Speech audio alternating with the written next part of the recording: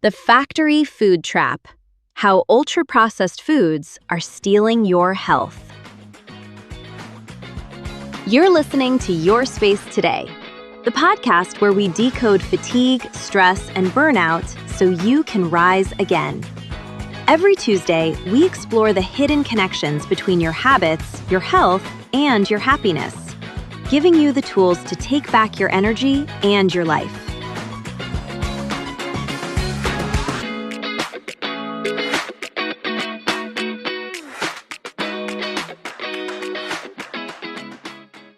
Hey there, welcome back to Your Space Today. Picture this. You're standing in your kitchen, proud of yourself. You've committed to eating real meals. No more fast food. Your fridge is stocked with what looks like responsible choices. Pre-made salads, frozen lasagna with real vegetables, protein bars promising all-natural ingredients. You're doing everything right, aren't you? But here's what's happening. You're gaining weight despite staying within your calorie target. You're hungry an hour after eating a complete meal. Your brain feels foggy. Your stomach bloats. And you have no idea why. The answer lies in something you probably don't understand yet. Nearly everything in your shopping cart is ultra-processed food. And these industrial formulations are quietly dismantling your health from the inside out. Today, we're diving deep into what ultra-processed foods really are, how they hijack your brain's reward system, why do they make you hungrier instead of satisfied, and how they're systematically weakening all 4 pillars of your health. So settle in. Let's talk about the hidden threat in your kitchen.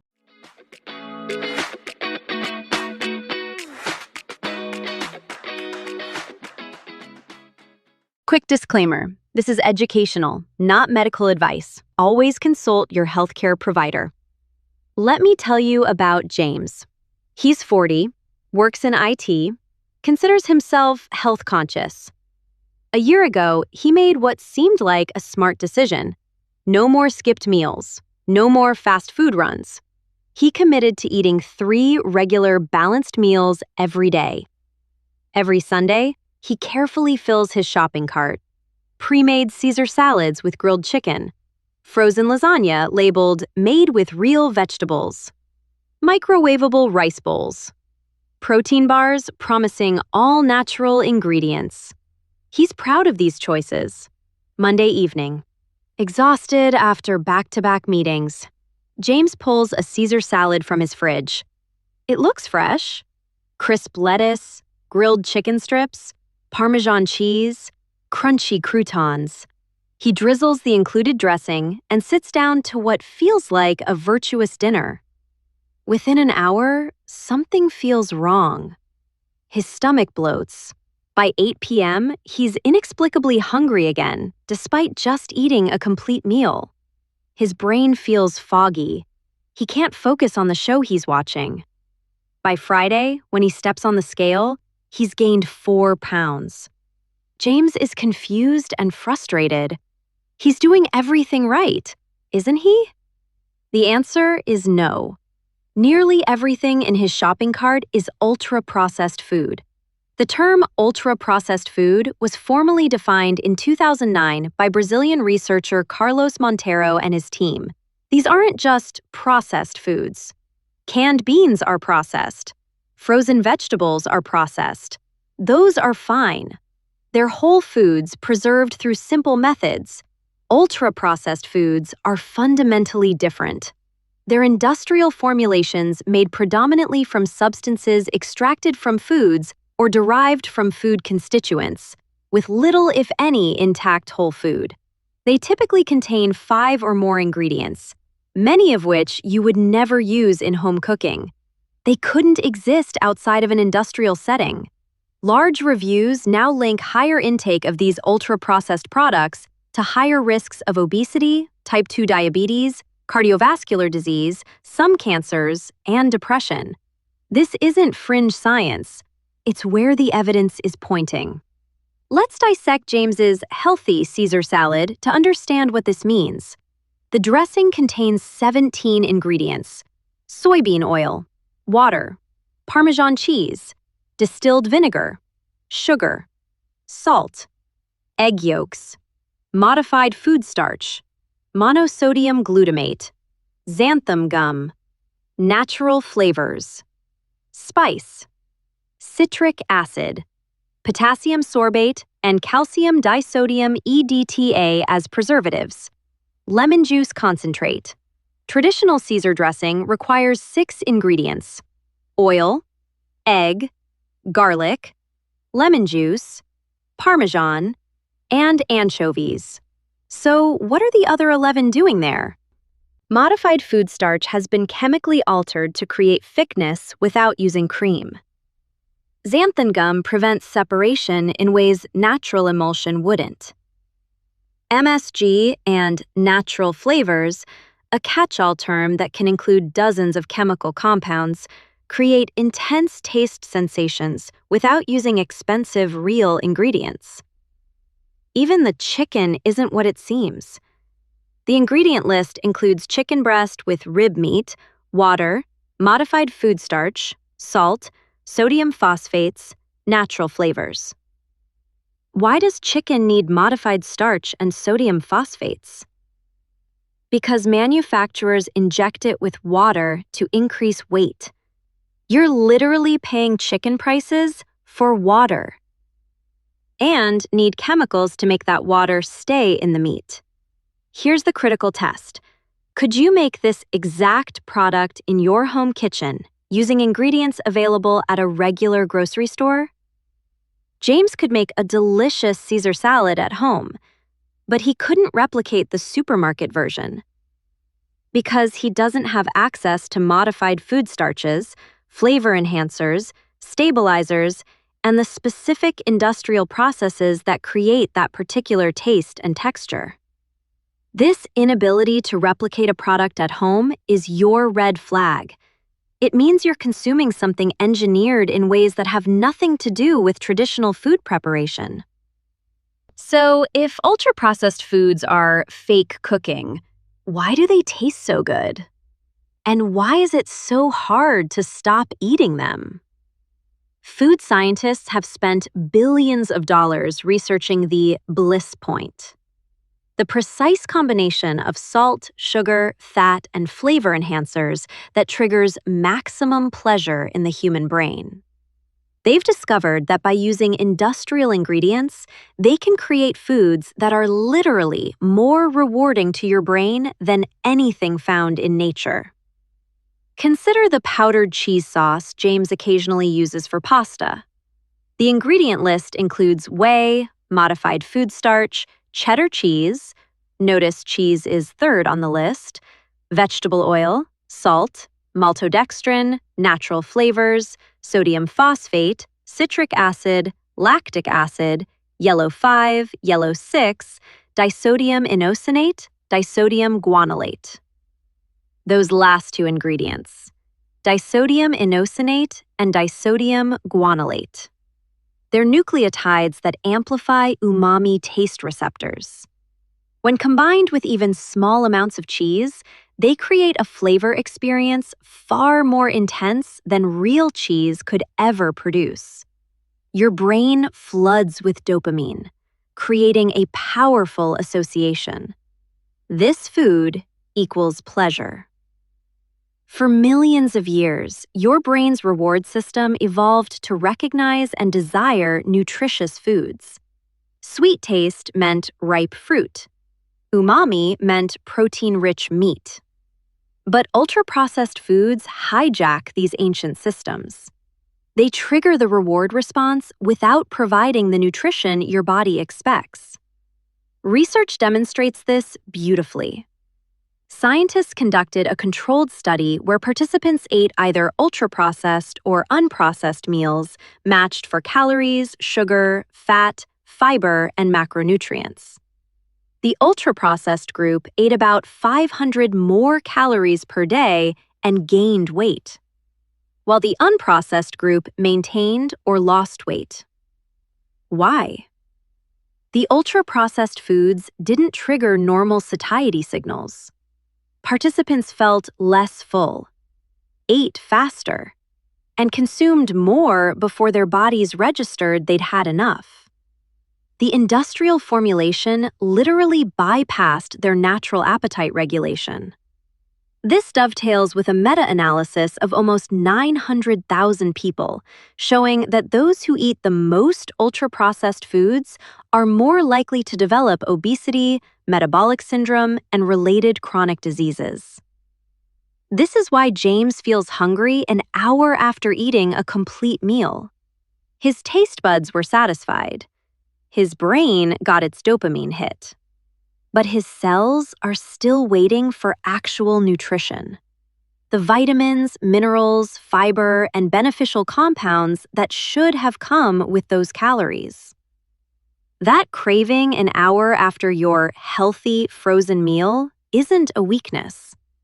It's your cells screaming for the nutrients they didn't get. Your brain got its dopamine. Your body got nothing. Let's follow what happens inside James's body throughout a typical day. 7 a.m. James grabs a protein bar marketed as healthy breakfast. Within minutes, the fast-absorbed sugars spike his blood glucose. His pancreas releases a burst of insulin. That part is expected. Less obvious is what's happening lower down in his gut. The bar also contains a mix of emulsifiers, detergent-like additives that keep texture smooth and prevent ingredients from separating. In animal studies, common emulsifiers like carboxymethylcellulose and polysorbate 80 thin the protective mucus barrier in the intestine, bring bacteria closer to the gut wall, and trigger low-grade inflammation and features of metabolic syndrome. We don't yet have the same level of detail in humans, but reviews in immunology show that Western-style diets, high in processed fat and sugar, low in fiber, change the microbiome and gut barrier in ways that promote chronic background inflammation. For someone like James, living on bars, frozen meals, and bottled dressings, that's the daily backdrop his immune system is working in. Over time, this can create increased intestinal permeability. When your gut barrier becomes more porous, things that should stay in your digestive tract can escape into your bloodstream. Food particles, bacterial fragments, toxins. Your immune system sees these as invaders and launches an inflammatory response. This is chronic systemic inflammation. Low-grade but relentless, affecting every organ system in your body. 12:30 p.m. James microwaves his frozen pasta primavera. Let's talk about what's happening in his gut now.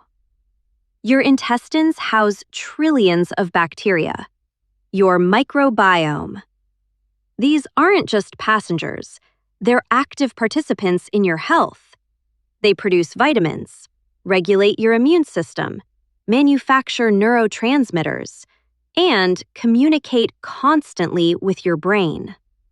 High UPF diets are linked to less diverse, less resilient gut microbiomes, and to patterns of bacteria that go hand in hand with chronic inflammation and metabolic problems.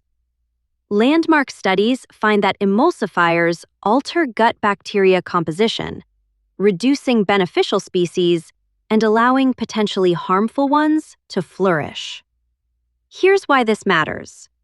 About 90% of your body's serotonin, the neurotransmitter that regulates mood, sleep, and appetite, is produced in your gut. When James's microbiome shifts under the weight of emulsifiers and preservatives, his serotonin production can take a hit. Serotonin is essential for mental and physical well-being. It regulates mood, sleep-wake cycles, appetite, digestion, pain perception, even blood clotting. When serotonin signaling becomes dysregulated, people may experience mood and sleep disturbances. This is why many antidepressants, SSRIs, selective serotonin reuptake inhibitors, work by keeping more serotonin available in the brain. But these medications don't create new serotonin. They just help your body use what's there more efficiently. If your gut isn't producing adequate serotonin precursors in the first place, you're fighting an uphill battle.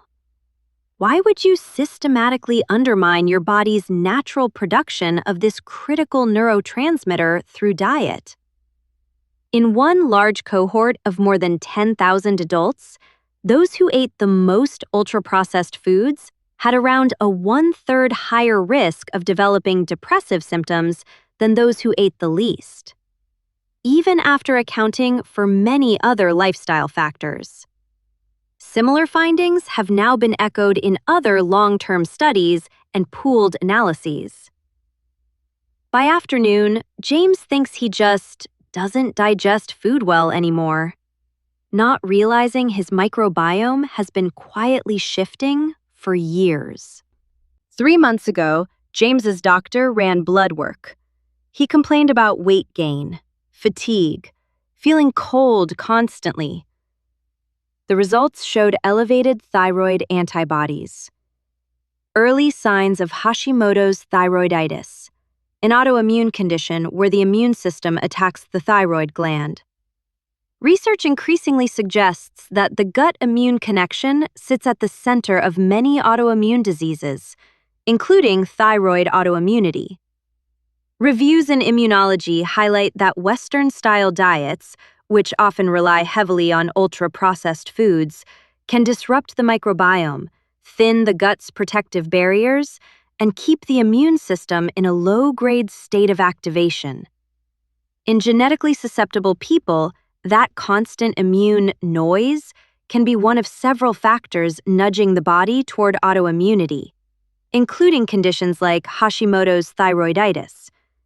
It doesn't mean a frozen meal causes Hashimoto's on its own, but it does mean that what's on your plate helps decide how reactive your immune system has to be every single day. The inflammatory molecules circulating in James's bloodstream also directly interfere with thyroid hormone production and conversion. Studies show that chronic inflammation reduces conversion of T4, the inactive thyroid hormone, to T3, the active form. So even if James's thyroid produces hormones, his body can't use them effectively. Ultra-processed foods also deplete the specific nutrients his thyroid needs: selenium, zinc, iron, and iodine. His UPF-heavy diet provides almost none of these in bioavailable forms. James's doctor also mentioned possible early signs of metabolic syndrome, the collection of conditions including insulin resistance, high blood pressure, elevated blood sugar, and abdominal obesity.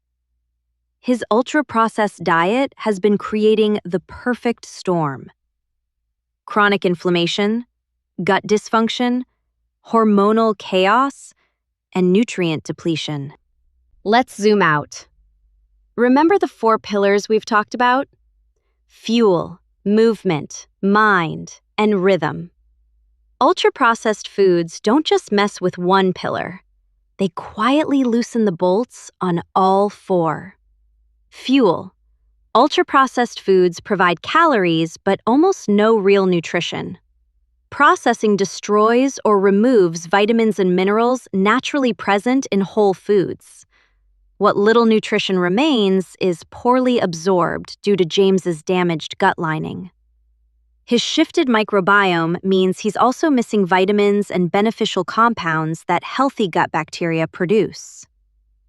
The fuel pillar isn't just weak, it's actively poisoning the others. Movement. Chronic inflammation from a disrupted gut doesn't stay in your intestines.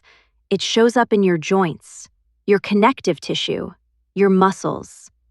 People who eat a lot of ultra-processed foods report more musculoskeletal pain and stiffness than those who mostly eat whole foods. For James, that means he joins a gym with good intentions, but every workout leaves him wiped out and achy for days. So he moves less and hurts more. His energy is completely unreliable. During brief glucose spikes, he might feel energized, but it's jittery and unfocused. During crashes, exercise feels like torture. The inflammatory state has also impaired his mitochondrial function, the powerhouses inside cells that convert fuel into usable energy. James joined a gym 6 months ago, but cancels more often than he attends. Movement that should feel energizing leaves him exhausted for days. The movement pillar has collapsed. Mind. That breakfast bar creates a glucose spike that briefly boosts his mood through dopamine release. But within 2 hours, as his blood sugar crashes, cortisol and adrenaline surge. This hormonal cocktail creates anxiety, irritability, and brain fog. The neuroinflammation from his damaged gut crosses into his brain, affecting neuron function and neurotransmitter production. His disrupted microbiome can't produce adequate serotonin precursors. Nutrient deficiencies in B vitamins, magnesium, zinc, and omega-3s leave his brain struggling to function optimally. When he snaps at his partner or forgets what he walked into a room for, he blames stress, not the slow, ongoing hit to his brain chemistry. Rhythm. Reviews on diet and sleep show that eating patterns high in sugar and saturated fat and low in fiber, very similar to a typical Western or ultra-processed heavy pattern, are linked with shorter sleep, more nighttime awakenings, and lighter, less restorative sleep. James's gut inflammation interferes with melatonin production. Inflammatory molecules suppress melatonin synthesis, making it harder to fall asleep and stay asleep. Even when he falls asleep, blood glucose fluctuations wake him multiple times during the night, preventing deep, restorative sleep. Poor sleep then creates more cravings for ultra-processed foods the next day. Sleep deprivation increases hunger hormones and decreases fullness hormones. James is trapped. UPFs disrupt his sleep, poor sleep drives UPF cravings, more UPFs further disrupt sleep. This is the interconnected collapse. Each weakened pillar pulls the others down with it. If you've recognized yourself in James's story, you might feel overwhelmed. That's valid. The food industry has spent decades making ultra-processed foods cheaper, more convenient, and more available than real food. But here's the truth. You're not broken. And recovery is absolutely possible. Step 1. Learn to identify UPFs. The simplest rule? If the ingredient list contains items you wouldn't find in a standard grocery store or couldn't use in your own kitchen, it's ultra-processed.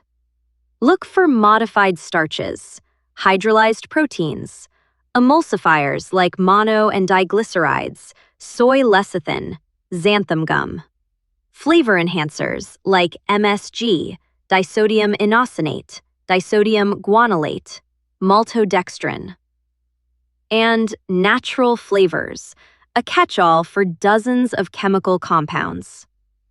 If a product has more than 5 ingredients, or if the ingredient list reads like a chemistry textbook, put it back. Step 2. Start with one meal. Don't try to overhaul everything overnight. Pick breakfast and replace the ultra-processed option with real food. Scrambled eggs with vegetables, 10 minutes. Greek yogurt with fresh berries and nuts, 3 minutes. Overnight oats made with real ingredients, 5 minutes prep the night before. Track your energy, mood, and hunger levels after 1 week. Most people are shocked by the improvements. Step 3. Expect withdrawal. When you significantly reduce UPFs, especially in the first week, you may experience intense cravings, headaches, irritability, and fatigue. This isn't a sign you need these foods. It's proof you were addicted to them. Your taste buds have been hijacked by flavor enhancers and need time to recalibrate. Research shows the most intense withdrawal symptoms typically peak around days 3 to 5 and significantly improve by days 10 to 14. Step 4. Real food tastes amazing. After 2 weeks of eating primarily whole foods, something remarkable happens. Real food starts tasting incredible. That strawberry that seemed bland suddenly tastes like concentrated summer. That roasted chicken with simple seasonings has layers of flavor you never noticed before. Your taste buds aren't broken. They've just been overwhelmed by industrial flavor enhancers. Give them time to recover. Step 5. Focus on addition, not deprivation. Instead of obsessing over what you're removing, focus on what you're adding. Colorful vegetables loaded with fiber and antioxidants. High-quality proteins that keep you satisfied. Healthy fats from nuts, avocados, and olive oil. Whole grains that provide steady energy. Fresh herbs and spices that transform simple ingredients. Each addition actively supports your health, feeds beneficial gut bacteria, reduces inflammation, and provides nutrients your body has been craving. After 2 weeks, James notices his jeans are looser and his afternoon crashes are shorter. It's not dramatic, but it's real.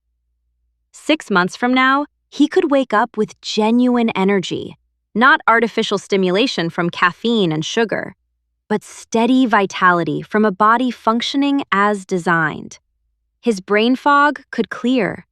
His joint pain might ease. His immune system may stabilize over time as his overall inflammation decreases. His metabolic syndrome markers could improve. His mood could stabilize. This isn't fantasy.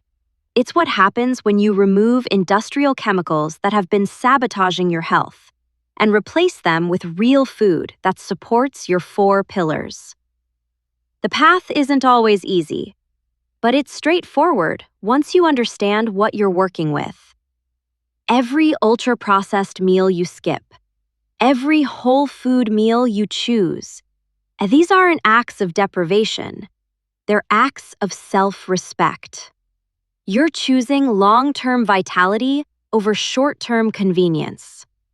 James's story doesn't have to be your story.